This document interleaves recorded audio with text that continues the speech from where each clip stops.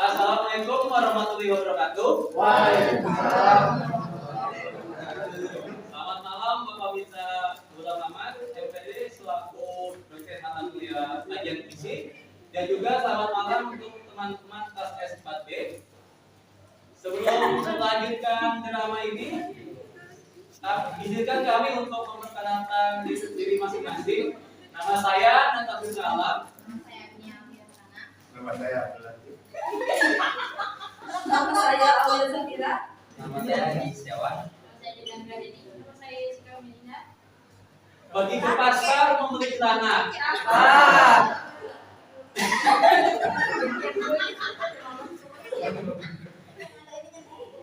Belinya ditemani papa dan mama.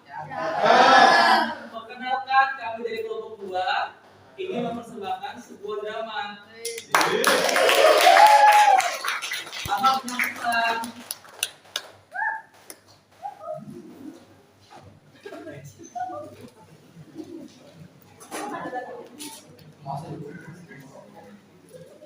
Jam menunjukkan pukul 7.25 waktu Indonesia bagian Barat.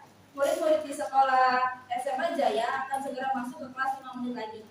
Di kelas 11B sudah banyak siswa-siswi yang sudah masuk ke kelasnya. Tetapi ada seorang siswa yang tidak tampak pada ibunya.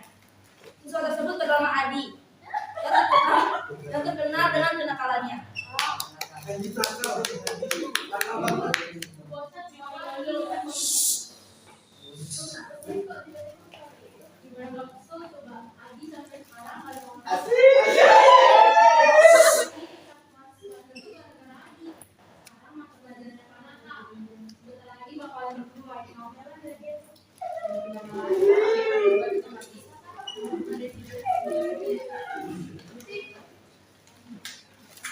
Sudah masuk mengobrol dan sekolah pun berbunyi, menandakan jam pelajaran pertama akan dimulai. Tidak lama kemudian, Panata memasuki kelas 11B dan memulai pelajaran bahasa Indonesia. Selamat siang semuanya.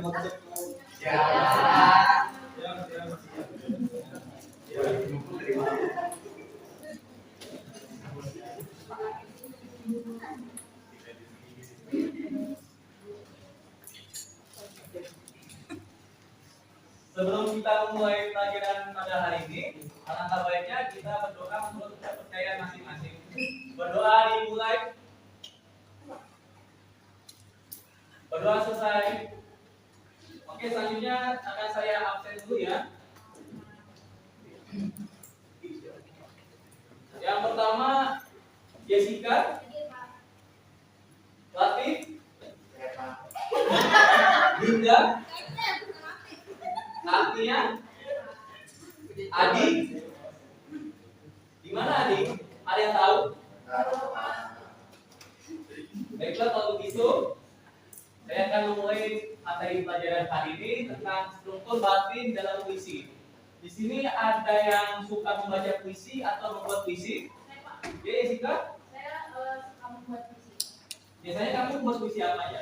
Tergantung sama suasana suka, tapi lebih ke puisi yang Oke, bagus. Selanjutnya ada yang membaca puisi? Saya Pak. Ya, silakan nanti. Saya sudah membaca puisi. Puisi apa saja? Puisi apa saja? Saya baca puisi kita dari anak ibu.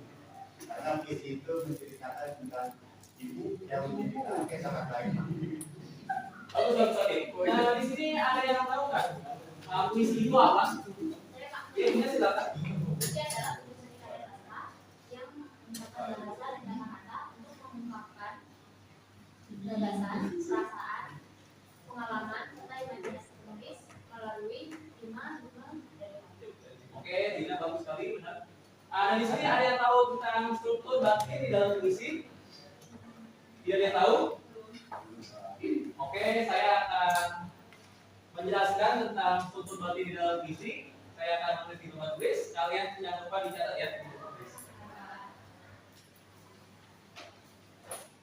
Di saat Panata sedang menulis di papan tulis, datanglah Adi dengan mengendap-endap, tetapi hal itu diketahui oleh Jessica.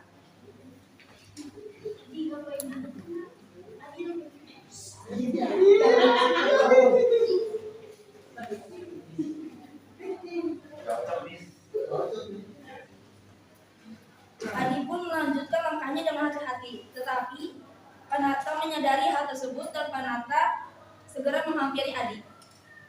Adi. Ya Pak. Kamu habis dari mana saja? Jam berapa ini? Lupa tadi saya apa ya? Anak. Jawab yang benar. Sebenarnya saya tadi jalan Pak, tapi saya ketemu lihat perempuan duduk di atas Pak. Dan saya apa langkah kaki saya itu nggak melihat kalau di bawah itu ada akar pot. Akhirnya saya ikut Pak. Alasan saya lihat pakaian dan sepatu kamu tidak apa-apa. Jawab yang jujur atau kamu tidak menderita saya?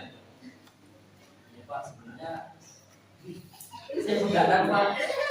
Saya begadang itu main game Pak sampai pagi Pak. Kamu tahu kan hari ini masuk sekolah? Tahu Pak. Mengapa kamu harus begadang dan bermain game? Saya lupa Pak. Ini saya nggak akan mengulangnya kembali Pak. Baik, akan saya toleransi kali ini. Silakan duduk Ya. dan silakan dicatat. Terima kasih Pak.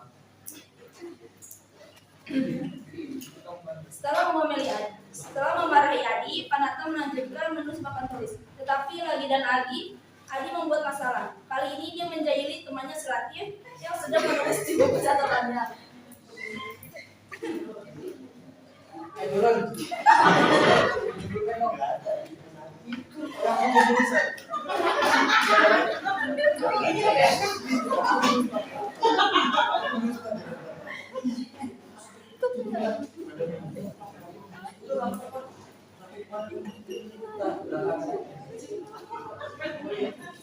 Jangan.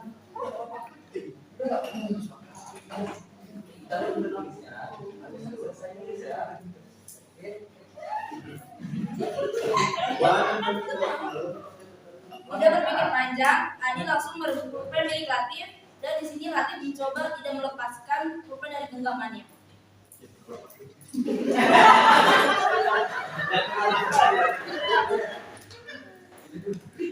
Udah. Pokoknya kita lu habis buat langsung di belakang. Iya Pak.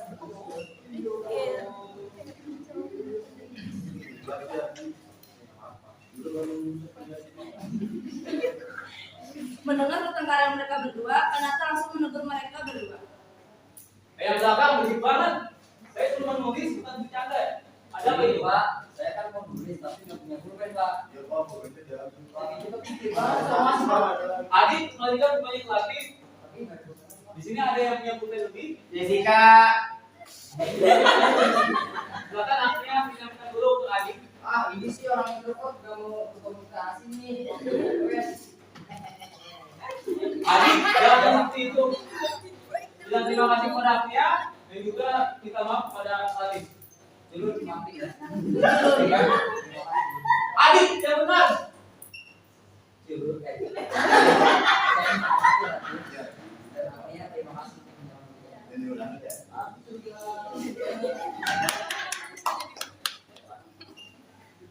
Setelah sederetan masalah, Panata melanjutkan menulis papan tulis dan setelah itu Panata menjelaskan materi ini dengan senang.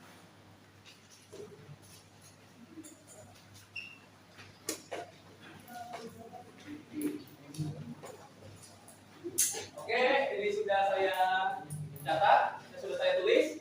Saya akan menjelaskan sedikit agar kalian paham ya. Kita membahas tentang struktur batin dalam puisi. Struktur batin dalam puisi adalah unsur pembangun puisi yang tidak tampak langsung dan dalam penulisan kata-katanya. Dalam artian, struktur batin puisi ini mengacu pada dimensi emosional dan psikologi di dalam bentukan oleh kata-kata ataupun figura di dalam puisi. Lalu ada bagian-bagian struktur dalam puisi. Yang pertama ada tema. Tema sebagai subjek wacana atau masalah utama dalam sebuah cerita. Tema juga merujuk pada ide pokok atau pesan yang ingin disampaikan oleh penyair kepada pembaca. Karena tema salah satu unsur intrinsik pembangun cerita dalam sebuah karya sastra. Tema merupakan unsur yang begitu penting dalam pembentukan di dalam sebuah karya sastra. tema juga mempunyai unsur yang sering dijumpai berbagai. Tema merupakan unsur yang sangat penting tidak untuk pengembangan sebuah puisi. Lalu ada di sini ada jenis-jenis tema, ada 5 jenis tema. Pertama, tema jasmania. Tema jasmania merupakan tema yang berkaitan dengan jasmani manusia seperti perasaan perasaan malu, sedih, dan juga bahagia. Lalu yang kedua ada tema moral. Merupakan tema yang mencakup hal-hal yang berhubungan dengan moral manusia, yang menggilitnya tentang hubungan antar manusia, antar wanita dan pria, seperti nasihat-nasihat, keputusan, dan juga pendapat. Yang ketiga adalah tema sosial. Tema ini berkaitan dengan masalah sosial, misalnya seperti permasalahan sosial di masyarakat ataupun konflik-konflik yang ada di masyarakat. Yang keempat ada tema egois. Tema egois itu merupakan tema yang mengatur reaksi-reaksi pribadi manusia sebagai individu yang senantiasa menuntut pengakuan atau hak individualitasnya. Misalnya seperti yang berwujud reaksi manusia terhadap masalah-masalah sosial yang dihadapinya. Yang terakhir ada tema ketuhanan. Tema ini berkaitan dengan masalah kondisi atau situasi di dalam manusia dan juga dari ciptaannya. Misalnya seperti kepastian dalam hidup, sukacita dan juga kebahagiaan. Di saat Panata menjelaskan materi, terlihat Adi sangat ngantuk sekali, dikarenakan dia semalam begadang tidak kenal waktu. Dan tidak lama kemudian, Adi tertidur pulas di kelas. Melihat kejadian seperti itu, Panata langsung menghampiri Adi ke tempat duduknya dan sambil membangunkan Adi. Adi, Adi, bangun!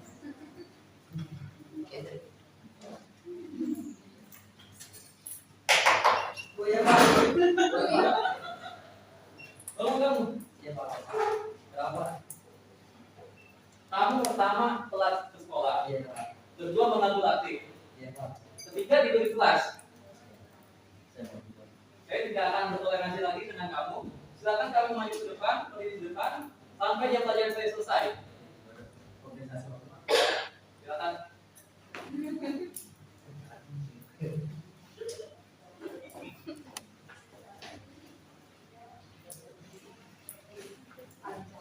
Oke, akan saya lanjutkan kembali ya. Yang ada yang berisik ataupun tertidur.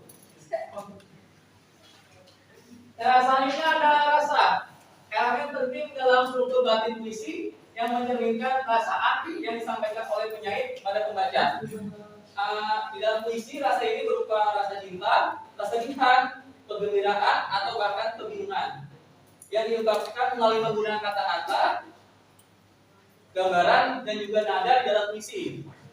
Lalu yang ketiga ada nada.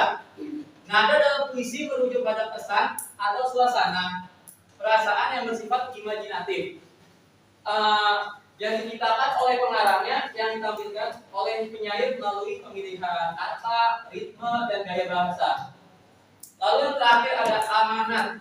Amanat adalah gagasan yang mendasari karya sastra.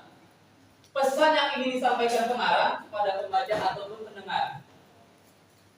Amanat ini sadar atau tidak sadar, di dalam amanat ada tujuan yang mendorong pengarang untuk membuat puisi.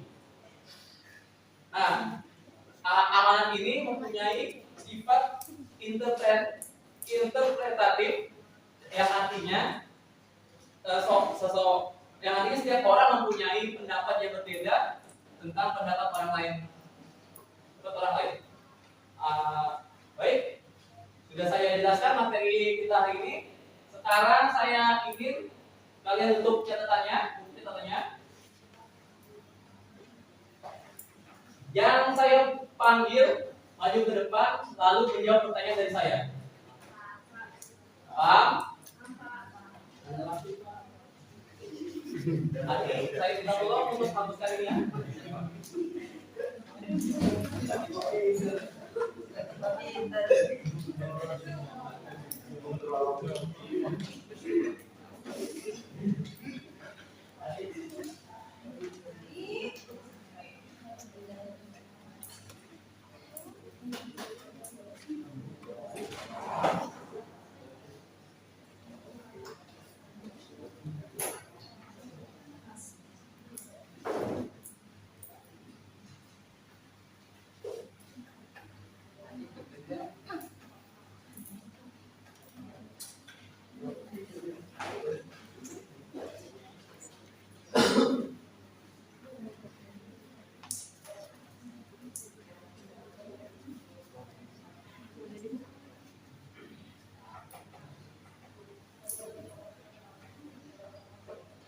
Oke, terima kasih lagi, silakan.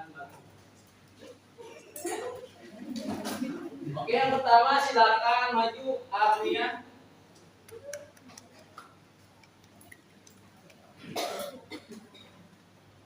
Apa yang kamu ketahui tentang puisi dan juga struktur batin di dalam puisi? Coba jelaskan.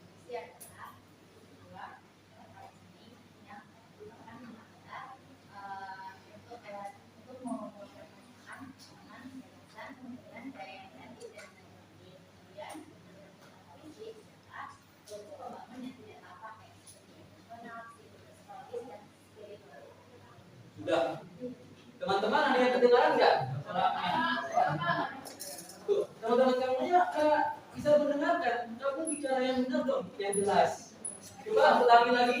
Silakan.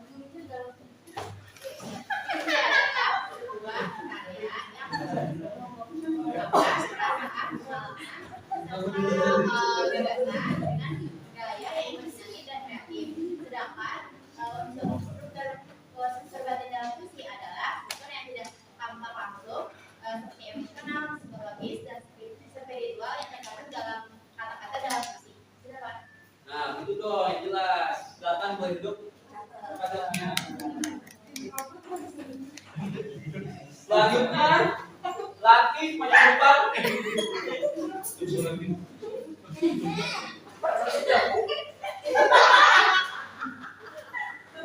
Duhai. Coba kamu jelaskan pengertian dari amanat. Silakan. Bingung dia. Amanat pesan yang ingin disampaikan oleh pengarang untuk membaca atau dengar. Sadar atau tidak, amanat itu bertujuan adalah untuk mendorong sang penyair menciptakan puisi. Amanat juga bersifat interpretatif, itu yang berbeda-beda Pak. Jadi setiap sudut pandang manusia itu berbeda-beda. Ya betul. Caper banget tuh jurus. Iya. Adi tidak seperti itu. Saya tidak berbicara dengan kamu ya, kamu diam ya. Oke, Adi, terima kasih sudah duduk.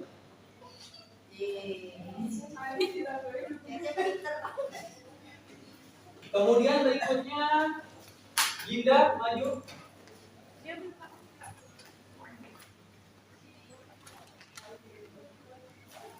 Coba kamu jelaskan apa itu nada dan juga apa itu unsur. Rasa merupakan sikap atau perasaan penyair terhadap pokok permasalahan dalam puisi. Rasa dapat mencakup rasa cinta, rasa suka, sedih, marah, duka, maupun haru.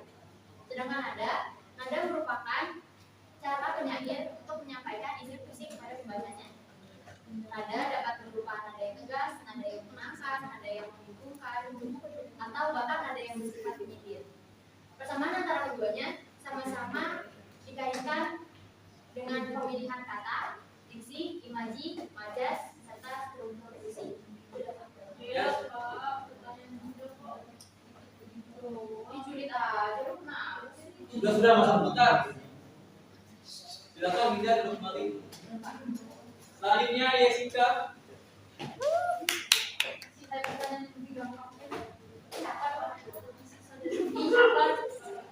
Kasih lagi ya Pak Nadi. Coba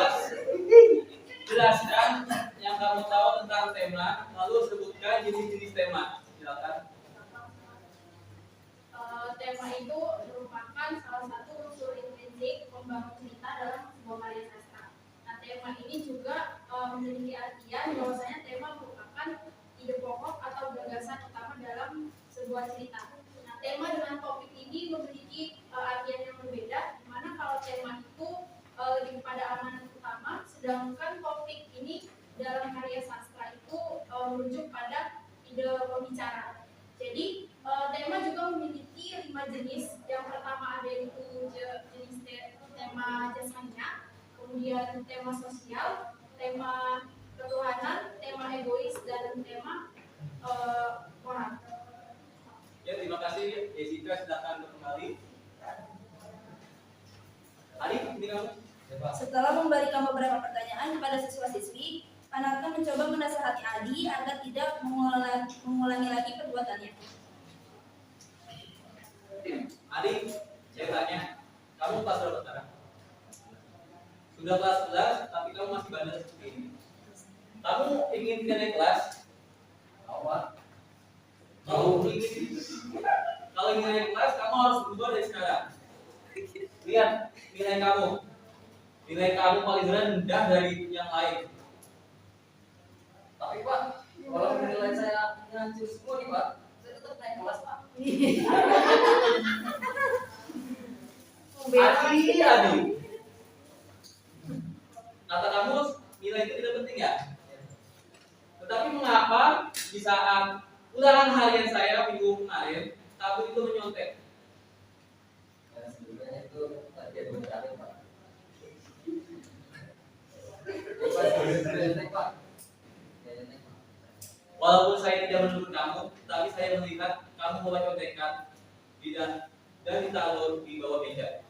Dan anehnya lagi, kamu sudah menyontek, tetapi nilai kamu paling bawah. Itu kamu nyontek pelajaran apa? Jangan kamu belajar di PS kamu nyontek. Ya Pak, soalnya saya nanti punya jurus Pak. Apa benar seperti itu lagi? Aja benar-benar kan Pak. Kamu ini, Belajar. kamu jangan bohong ya, Adi. Maaf Pak. Ya Pak, memang saya tinggi itu tengah malam di saya main game Pak. Saya jauh dari Adi, ada saja kamu. Oke, karena di sini saya ingin kasih kamu hukuman ya. Hukumannya membaca puisi. baca puisi Pak. Iya, kenapa? Tapi saya kan nggak punya referensi puisi Pak. Bahkan saya nggak pernah belum baca puisi. Kamu membaca puisi atau muterin lapangan 10 kali. Nih, saya ada puisi. Silakan kamu baca selama 5 menit. Kamu hafalkan, lalu kasih lagi ke saya. Nggak menit Pak. Iya, Ada tambahan Pak. tidak ada. Silakan.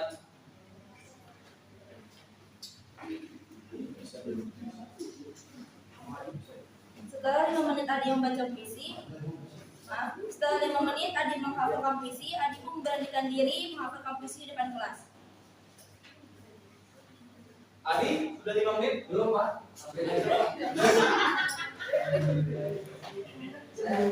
Iya. Teman-teman, harap diam ya. Karena ada teman kita, Adi, ingin membacakan puisi. Silakan Adi. Bukan malam yang menghadirkan sebuah getir, tapi harapan yang kutahukan kepada para bintang-bintang. Dan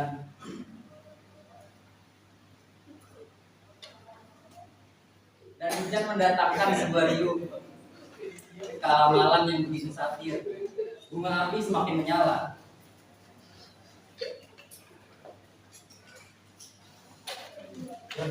Diiringi dengan sedikit tertawa, aku berlari menuju sebuah bukit tua di persimpangan kiri jalan. Separuh jalan telah kutempuh. Tepat di hadapanku ada sepohon maples, terlihat tidak terpesona lagi. Jika saja ku ingat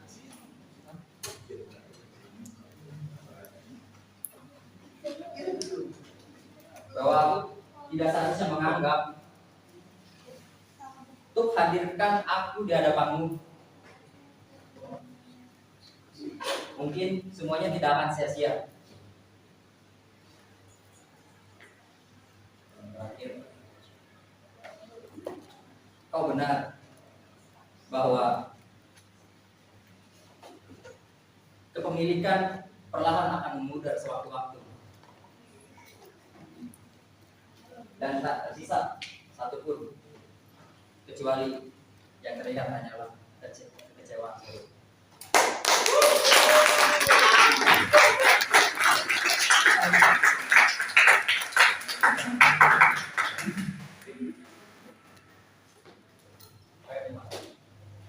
Wah, bagus sekali. Ternyata di kekurangan kamu yang sangat ganjil sekali. Ternyata kamu ada kelebihan juga ya. Kamu kembangkan lagi baca puisi tersebut.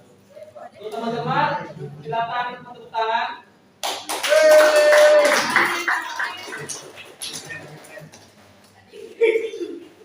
Oke, Adi, silakan duduk. Ya, Pak.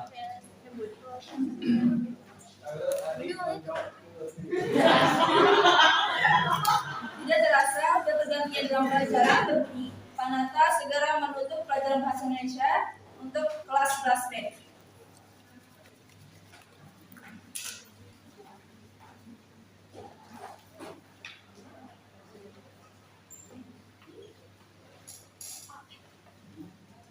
Oke, karena bel pergantian pelajaran sudah berbunyi, saya akhiri pelajaran hari ini. Kurang lebihnya saya minta maaf. Selamat pagi semuanya. Ini Pak.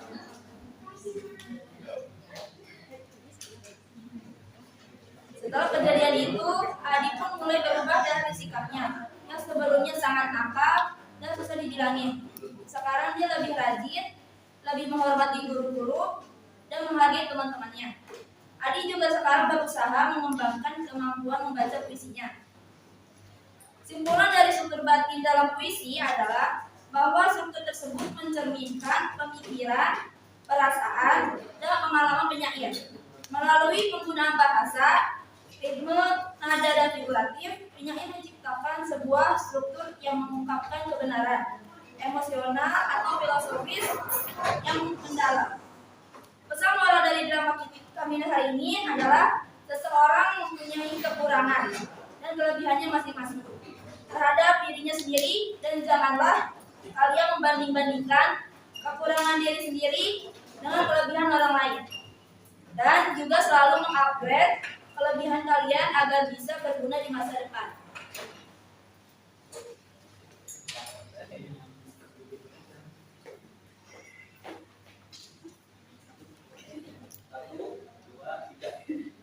Terima kasih.